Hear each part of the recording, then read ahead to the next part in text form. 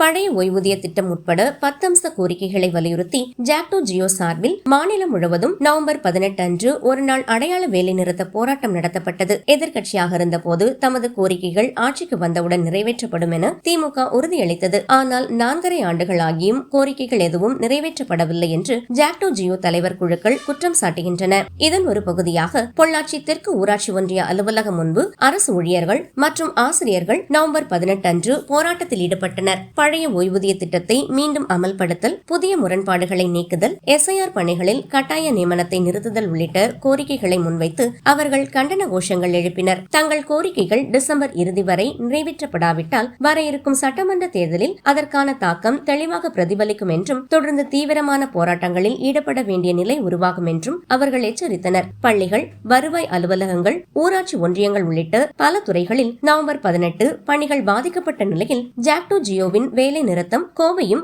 அதன் சுற்றுப்புறத்திலும் கவனத்தை ஈர்த்தது.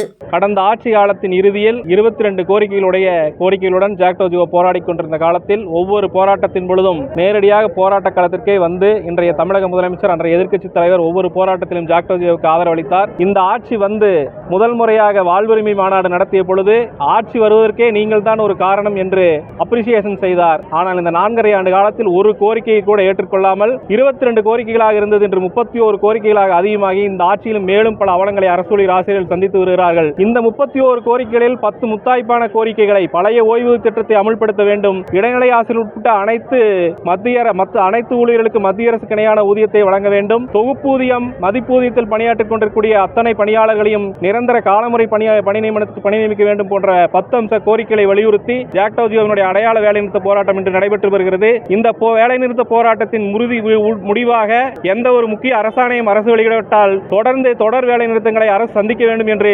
எச்சரிக்கையாக தெரிவிக்கும் பொழுது இந்த ஆட்சி மீண்டும் மலராது என்பதை உறுதியோடு தெரிவித்து அரசு ஊழியர் ஆசிரியர்களை கோரிக்கையை நிறைவேற்ற வேண்டும் என்று கேட்டுக்கொண்டு விடைபெறுகிறேன். நன்றி, வணக்கம்.